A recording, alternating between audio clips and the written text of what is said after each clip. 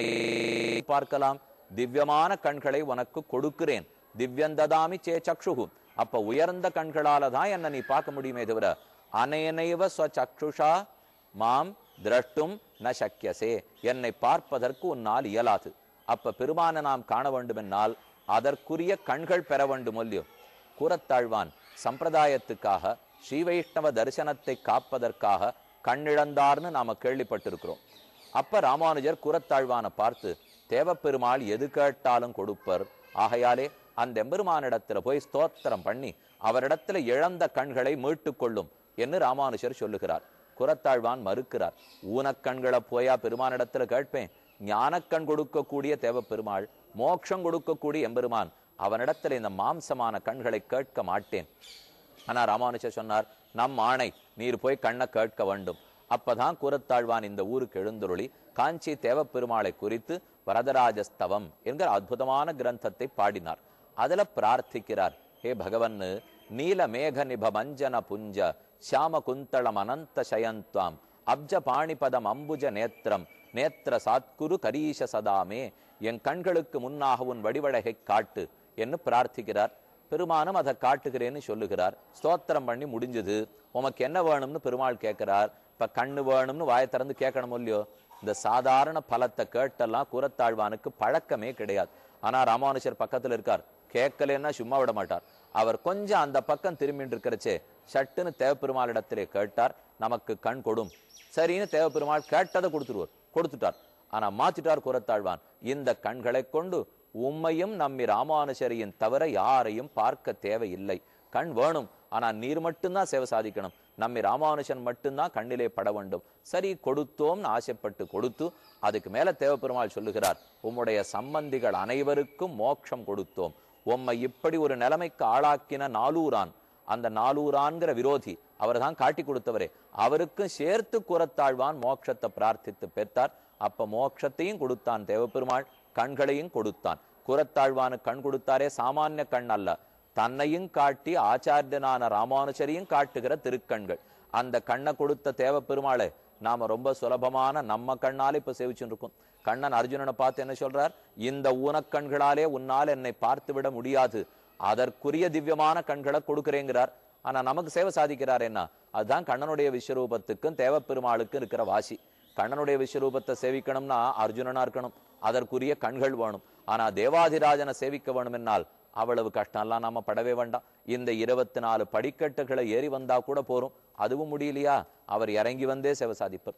அந்த அளவுக்கு பரம சுலபமான பெருமானை இன்று சேவித்துக் கொள்ளும் பாக்கியத்தை பெற்றோம். திருக்கச்சி நம்பிகள் மூலமாக 6 வார்த்தைகளையும் பெருமான் கொடுத்தான். ஆனாலே இதுலேருந்து நாம தெரிஞ்சுக்கிற அர்த்தம் என்னன்னால், அவனை காண்பது அவ்வளவு சுலபம் அல்ல. ஆனாலும் அவனே கண்ணை கொடுத்து அவனை காட்டி கொடுக்க வேண்டும். நாம் முயன்று பெருமானை கண்டுவிட முடியாது. அவன் அனுகிரகித்தான் என்னால், அவனே சிறந்த கண்களை கொடுத்தால் நாம் அப்ப அவனை பார்க்கலாம். கண்ணன் இந்த ஸ்லோகத்தில் என்ன சொல்றார், மாம் திரஷ்டும்ன சக்கியசே, என்ன நீ பார்க்க முடியாது. நீன்னு சொன்னது அளவுபட்ட கண்களை கொண்ட உன்னாலே, மாம் என்னைன்னு சொன்னது அளவிறந்தவனான என்னை, அளவுக்கு அற்றவன் நான், அளவுக்கு உட்படாதவன். ஆனா உன்னுடைய கண்ணோ காதோ அளவுக்கு உட்பட்டவை. அளவுக்குட்பட்ட புலன்களை கொண்டு கருவிகளை கொண்டு அளவுக்குட்படாத என்னை கண்டுவிட முடியாது. அதனாலே உயர்ந்த என்னை காட்டும் கண்களை உனக்கு கொடுக்கிறேன். மே யோகமைஸ்வரம் பஷ்ய, என்னுடைய ஐஸ்வரமான யோகத்தை பார். கல்யாண குண சேர்த்தி, அதே போல நியமன சாமர்த்தியம், சக்தி, உலகத்தை முழுக்க என் சரீரத்திலே வைத்திருக்கும் தன்மை, இது இத்தனையும் பார்த்து கொள்ளு 8வது ஸ்லோகத்தாலே சொல்லுகிறார். ஆக நதுமாம் சக்கியசே திரஷ்டும் அனேனைவ ஸ்வசக்ஷுஷா திவ்யந்ததாமி தே சக்ஷுகு பஷ்யமே யோகமைஸ்வரம் என்பது இந்த ஸ்லோகம். அப்படித்தான் நாமும் சாமானிய கண்களாலேயே தேவப்பெருமாளை கடந்த சில நாட்களாக சேவித்துக் கொண்டு வருகிறோம், இன்னும் சேவிப்போம் என்று. காஞ்சிபுரத்துக்கும் நெருங்கிய தொடர்புண்டு. அந்த தொடர்பினை வெளிப்படுத்தும் ஒரு இடத்தில் தான் இப்போது நாம் இருக்கிறோம். இவ்விடத்திற்கு அனுஷ்டான குளம் என்னும் சாலை கிணறு என்றும் பெயர் உள்ளது. இங்குதான் தண்ணீர் எடுத்து போய் தேவப்பெருமாளுக்கு ராமானுஜர் பல நாட்கள் திருப்பணி செய்துள்ளார். ஆனாலேயே இந்த இடத்துக்கு சாலக்கிணறுங்கிற பேர் ஏற்பட்டுள்ளது. இதனுடைய பெருமை என்னங்கிறத முதற்கண் சொல்லுகிறேன். ராமானுஜர் தன் சிறு பிராயத்தே யாதவ பிரகாஷரிடத்திலே கல்வி கற்று வந்தார் என்று கேள்விப்பட்டோம். ஆனால் யாதவ பிரகாஷருக்கு ராமானுஜர் சொல்லும் சில உயர்ந்த கருத்துக்கள் சம்மதம் இல்லாமல் போனபடியாலே எப்படியாவது ராமானுஜரை முடித்து விட வேண்டும் என்று உள்ளத்திலே கொண்டு வடதேசத்திலே கங்கை யாத்திரை என்று சொல்லி அழைத்து போனார். கங்கையிலே ராமானுஜர் நீராடும் போது அங்கேயே அவரை முடித்து விடலாம்னு அவரும் அவர் சீடர்களும் திட்டந்தீட்டி இருந்தார்கள். நல்ல வேளையாக ராமானுஜருடைய நெருங்கிய உறவினரான கோவிந்த பெருமாள் என்னும் எம்பார், அந்த எம்பாருக்கு இந்த விஷயம் தெரிந்து போக ஒரு முறை எங்கேயோ போய்கொண்டிருக்கும் போது இன்னும் கங்கைக்கு செல்லவில்லை, வழியிலேயே ஓரிடத்தில் ராமானுஜரோடு தனியே பேசுவதற்கு சந்தர்ப்பம் கிட்டியது. அப்போது இவர்களுடைய திட்டத்தை சொல்லி, இனி நீர் மேலே தொடர வேண்டாம், தெற்கு நோக்கி திரும்ப போய்விடும் என்னவர் சொல்ல, ராமானுஜரும் சரியென்னு அங்கிருந்து புறப்பட்டு காடு வழியே வந்தார். விந்தியாட்டவி, விந்தியமலையனுடைய தாழ்வரையிலே இருக்கக்கூடிய காடுகள், அங்கே வழி திகைத்து அலமந்து போனார். நல்ல வேளை தேவப்பெருமாளும் பெருந்தேவி தாயாரும் ஒரு வேடனாகவும் வேடுவச்சியாகியும் உருவம் எடுத்து கொண்டு ராமானுஜரை ஜாகிரதையாக கொண்டு போய் காஞ்சிபுரத்தில் சேர்த்துடணும் என்று திருவுள்ளத்திலே கொண்டு அவரை சந்திக்கிறார்கள். வேடனும் வேடுவச்சியும் இவர்கள் ஆறுன்னு ராமானுஜருக்கு தெரியல. இருந்தாலும் அவர்கள் கொஞ்சம் கொஞ்சமா தூரம் அழைத்து போனார்கள். இரவு பொழுது வந்தது. ராத்திரி ஓரிடத்தில் தங்கினார்கள். அந்த பொழுது சாய்ந்த நேரத்திலே எனக்கு தண்ணீர் தாகமாக இருக்கிறது, பெற்றுக் கொடுக்க முடியுமான்னு வேடுவனுடைய மனைவி கேட்கிறாள். வேடனோ, நான் எங்க இப்ப தண்ணீருக்காக போகிறதுக்கு முடியும், பொழுது விடிந்து பார்க்கலாம் அப்படின்னு சொல்லிவிட்டார். இரவு உறங்கினார்கள். ராமானுஜருக்கோ, நமக்கு உதவி பண்ணியவர்களுக்கு நாம் தண்ணீர் கூட கொடுக்காது போயிட்டோமே, எப்படியாவது தண்ணீர் கொடுக்கணும் அப்படின்னு அருகில் இருந்த இடத்துக்கு போனார். தண்ணீர் முகர்ந்து கொண்டு வந்து அவர்களிடத்தில் கொடுத்தார். பெற்று கொண்டார்கள். அடுத்த நிமிஷத்துல இருவரையும் காணும். ராமானுஜருக்கு தோணித்து, எங்க இருக்கிறோம், உதவிக்கு வந்தவர்களையும் இந்த இடத்திலே காணவில்லையே, என்ன நடக்கப் போகிறதோன்னு நினைச்சிருக்கிறச்சே ஒருத்தர் வழிப்போக்கர் இருந்தார். அப்போதுதான் பொழுது புலர்ந்து கொண்டு இருந்தது. வழிப்போக்கர் இடத்தில் இது எந்த இடம், எங்க இருக்கிறோம்னு ராமானுஜர் கேட்டார். என்ன இது கூட உமக்கு தெரியவில்லையா? அதோ நிமிர்ந்து பாரும், தேவப்பெருமாளுடைய புண்ணியகோட்டி விமானம் காட்சி அளிக்கிறது, அனந்த சரசு பக்கத்துல புஷ்கரணி இருக்கிறது, காஞ்சிபுரத்துக்கு வந்திருக்கிறீர், இது தெரியாதா என்னார். ஆச்சரியம் ராமானுஜருக்கு. நாம் எங்கு தொலைந்தோம், எங்கு வேடனும் வேடுவச்சியும் அழைத்து வந்தார்கள், இதோ காஞ்சிபுரம் கோபுரமும் விமானமும் தரிசனம் கொடுக்கிறதே.